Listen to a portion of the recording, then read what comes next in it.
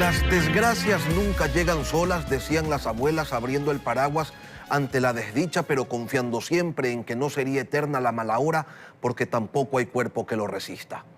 En Quito la pandemia golpea duro y a eso se suma una crisis política en el cabildo capitalino del que no hay cómo decir allá entre ellos, porque resulta que de ese marasmo de acusaciones de corruptelas, tráficos de influencias y familiares incómodos, tenemos como resultado, como consecuencia, una sola verdad. Desde noviembre la capital no ha comprado más pruebas que permitan detectar el COVID-19. Esta mañana nos acompaña el doctor en Ciencias Biológicas Hugo Navarrete, director de investigación de la Pontificia Universidad Católica del Ecuador. Buenos días, doctor Navarrete, bienvenido a Contacto Directo. Buenos días, Lenin, muchas gracias por la invitación. Doctor, dimensionemos, ¿cuáles son las consecuencias de que se hayan terminado las pruebas para detectar el COVID-19 en la capital de la República?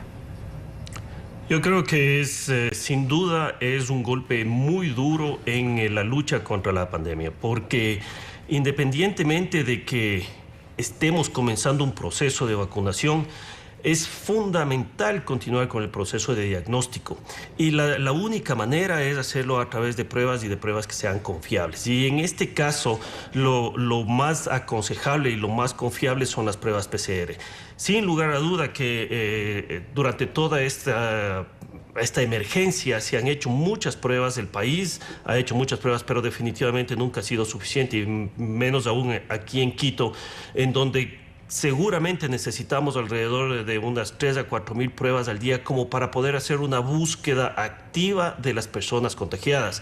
El punto más importante de las pruebas no es necesariamente diagnosticar y contar enfermos. Lo verdaderamente importante es encontrar a estas personas que están contagiadas y son asintomáticas, y eso solamente se logra con una búsqueda activa, con herramientas que son apropiadas, como las pruebas PCR.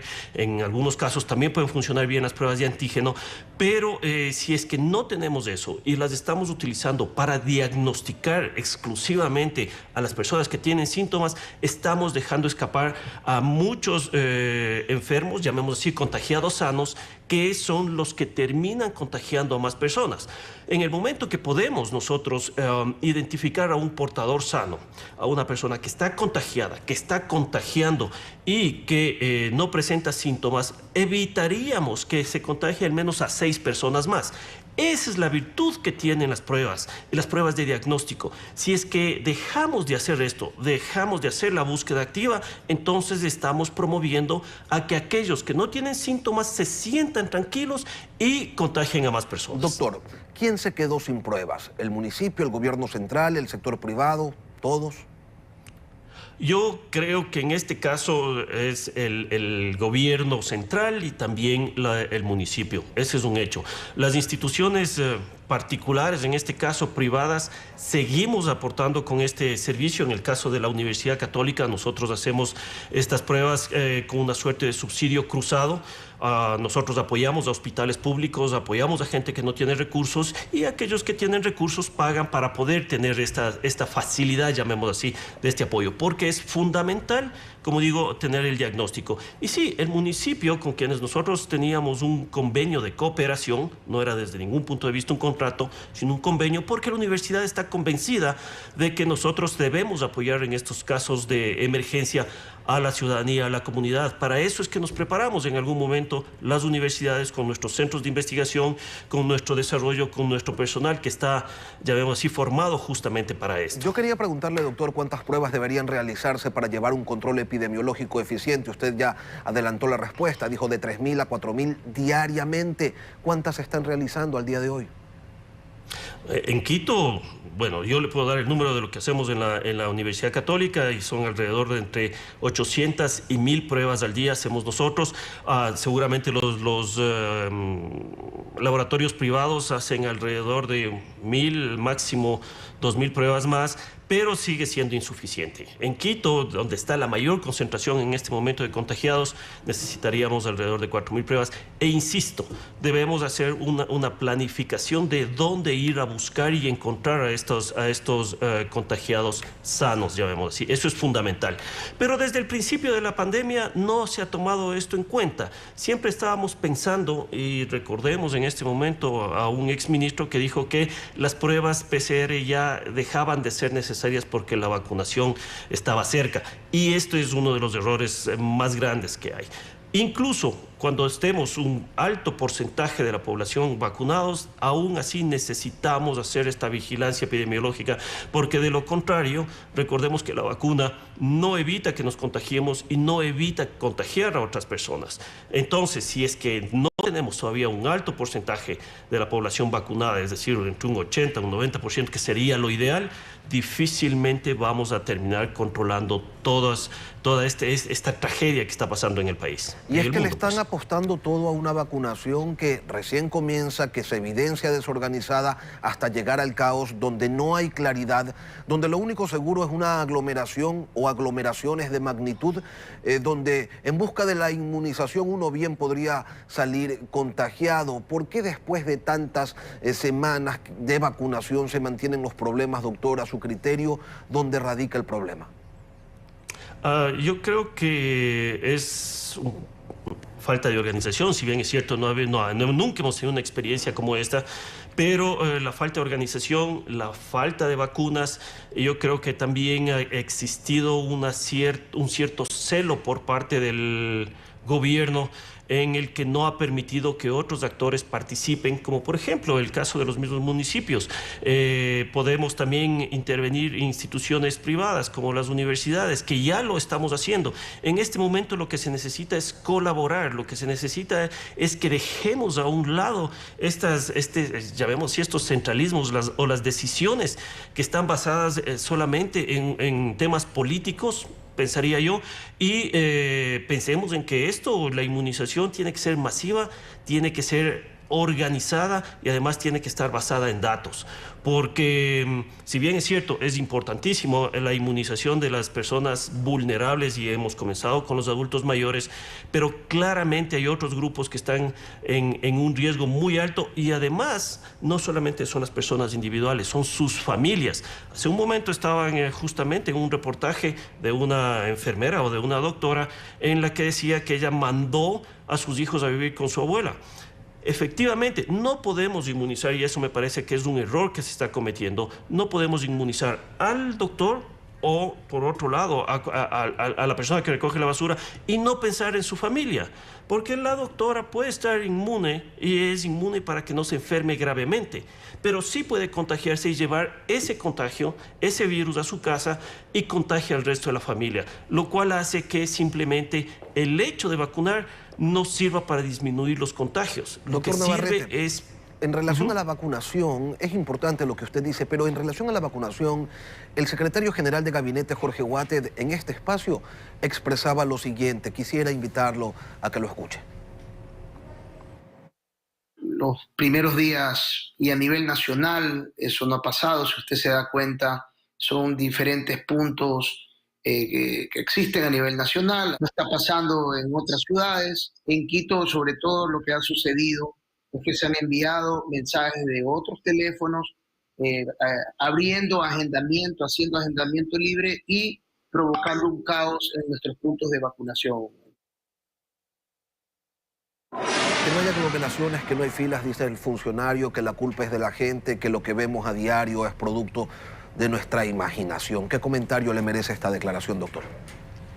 Bueno, yo creo que las colas son evidentes.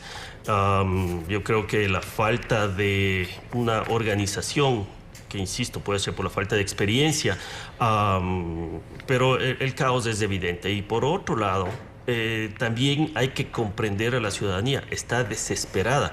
La gente está desesperada. Entonces, si encuentran una pequeña luz que les dice que capaz les vacunan este día, porque justamente no se ha creado esta confianza, es por lo que también se producen las aglomeraciones. Pero también ha habido los otros casos, ¿no es cierto?, en los que efectivamente se les convoca y las vacunas no han llegado, lo que pasó esta vez hace un tiempo en la ESPE.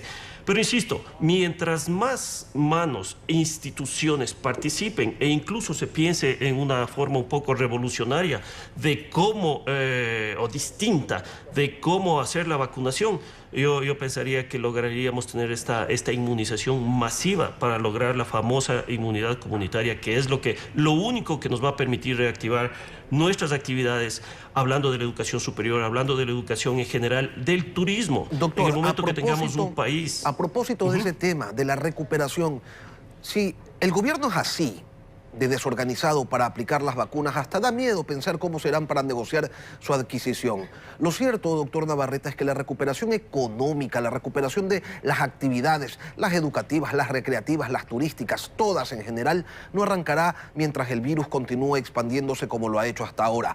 ¿Cuáles son las opciones que le quedan a la ciudadanía, doctor? No nos diga que ninguna.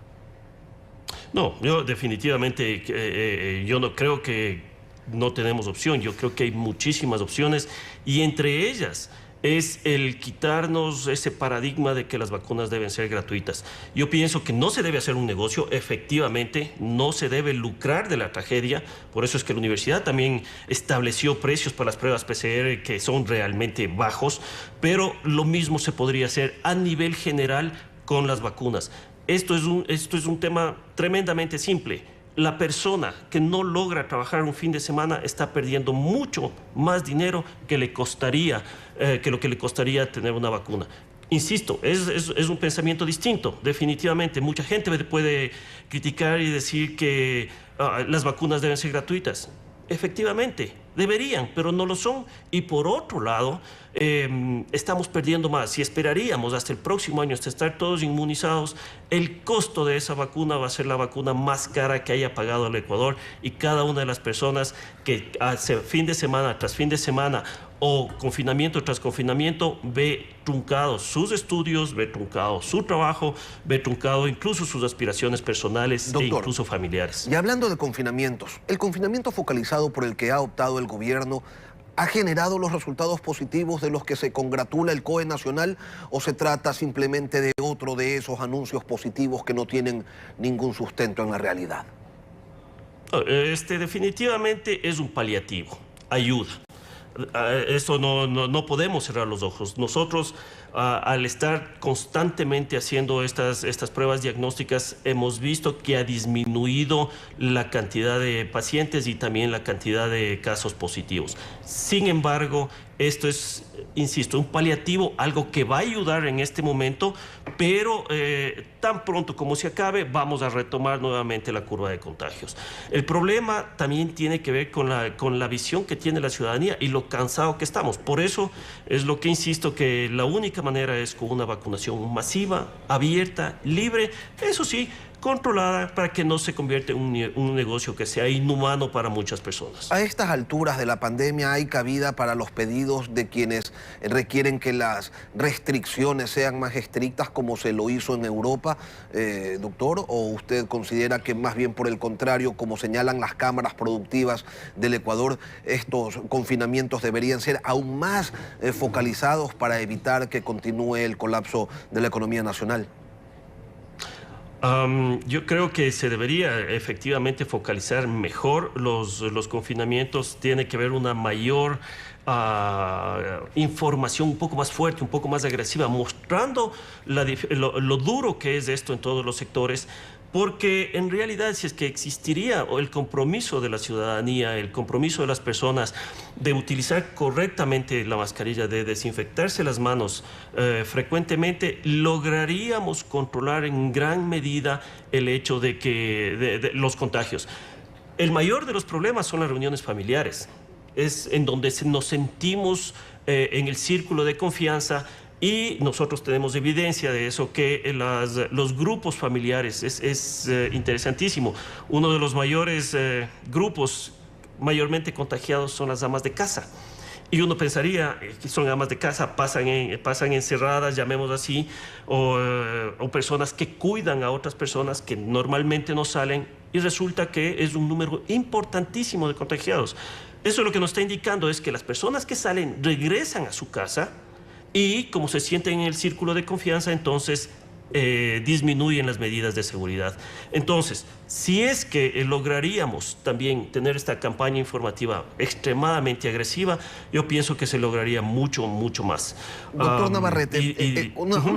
una consulta. El presidente electo ha hecho referencia a que se podrían utilizar los recintos electorales, el padrón electoral, y allí empezar a vacunar una vez que empiecen a llegar las dosis que están ellos negociando o consiguiendo. ¿Usted lo ve realmente factible? ¿Existe la cantidad de médicos, de enfermeras, enfermeros para poder inmunizar masivamente como la gente se lo imagina a la población, o no es tan así como uno lo piensa? Porque claro, la referencia con recintos electorales es un día de elecciones, pero no necesariamente tendría que darse todo el proceso en un mismo día.